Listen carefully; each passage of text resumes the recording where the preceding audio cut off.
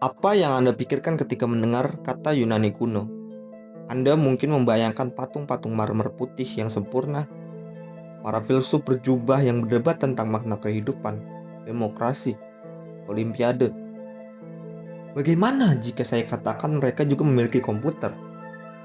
Bukan komputer digital seperti Anda gunakan sekarang, tapi sebuah mesin analog yang sangat rumit, yang bisa memprediksi masa depan. Sebuah perangkat yang begitu canggih, sehingga seharusnya tidak ada. Ini adalah kisah tentang sebuah objek yang menentang pemahaman kita tentang dunia kuno. When we first looked at the results, it was astonishing. We've had to rethink the history of technology completely as a result of this single object. It's such a clever, extraordinary, sophisticated machine. Completely shocking for ancient Greece.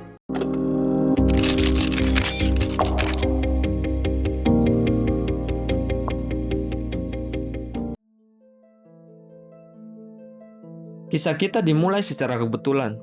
Pada musim semi tahun 1900, kelompok penyelam Scots yang dipimpin oleh Kapten Dimitrios Kondos terperangkap dalam badai besar di Laut Aegea. Mereka terpaksa berlindung di dekat pulau kecil yang terpencil yaitu Antikythera. Ketika badai reda, mereka memutuskan untuk menyelam, mencari spons di perairan yang belum pernah dijelajahi ini. Seorang penyelam bernama Elias Stadiatos turun ke kedalaman 45 meter beberapa menit kemudian. Dia ditarik ke permukaan dengan panik. Dia mengoceh tentang mayat-mayat dan kuda-kuda yang membusuk di dasar laut.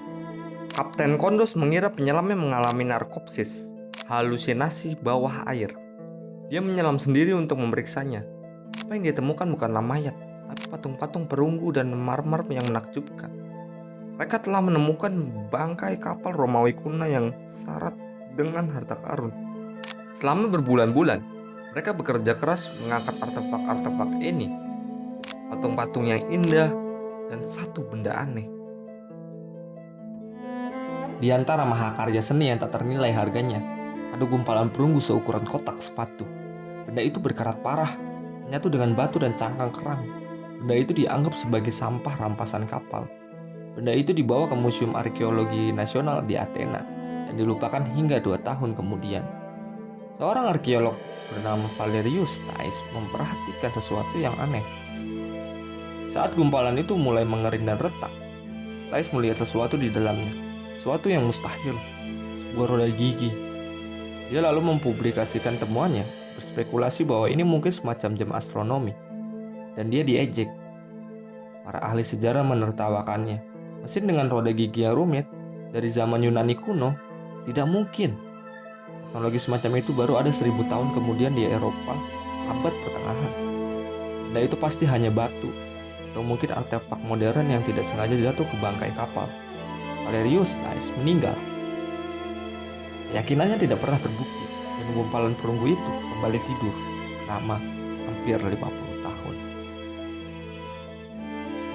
Masuk ke tahun 1950-an, seorang sejarawan sains Inggris, Derek Desola Price, terobsesi dengan objek ini. Dia menghabiskan puluhan tahun mencoba mencari tahu apa itu dengan teknologi sinar X. Price akhirnya bisa melihat ke dalam gumpalan berkarat itu, dan apa yang dia temukan mengguncang dunia akademis. Itu bukan hanya satu roda gigi. Itu adalah sebuah mekanisme kompleks dari puluhan roda yang saling mengunci dengan presisi luar biasa.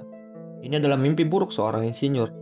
Bahkan ada gigi diferensial, sebuah komponen yang sangat canggih memungkinkan roda gigi berputar pada kecepatan yang berbeda. Kita pikir benda ini baru ditemukan pada abad ke-16. Penelitian selama puluhan tahun, ini menggunakan CT scan beresolusi tinggi, akhirnya mengungkap fungsinya. Ini adalah komputer astronomi. Dengan memutar satu engkol, Anda bisa melacak posisi matahari, bulan, dan 5 planet yang dikenal. Anda bisa memprediksi gerhana matahari dan bulan puluhan tahun ke depan. Dengan akurasi yang luar biasa. Alat ini bahkan memiliki kalender untuk melacak siklus 4 tahunan Olimpiade. Ini adalah kosmos di dalam kotak.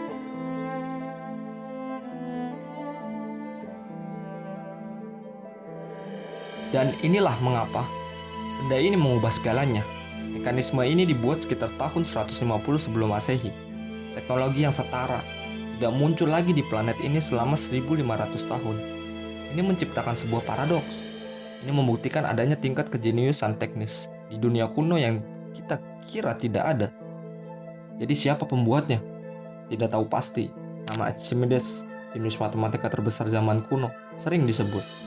Dia meninggal sebelum alat ini dibuat, tapi dia dikenal membuat planetarium mekanis serupa. Mungkin ini dibuat oleh seorang pengikutnya, atau mungkin oleh bapak astronomi sendiri, Hipparchus, yang tinggal di Rhodes, tempat yang diduga sebagai asal muasal kapal itu.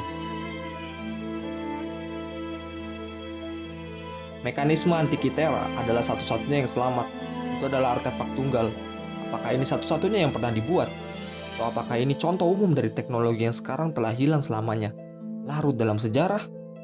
Benda ini adalah pengingat bahwa masa lalu tidak selalu primitif, bahwa mungkin saja ada puncak-puncak kejeniusan yang hilang, yang hanya bisa kita lihat sekilas dari apa yang diselamatkan oleh badai dan diabaikan di lantai museum selama 50 tahun. Menurut Anda, siapa yang membuat mesin luar biasa ini? Dan teknologi kuno apalagi yang masih tersembunyi? Tulis teori Anda di kolom komentar. Terima kasih sudah menonton. Dan jangan lupa like, comment, and share. Dan subscribe. Terima kasih.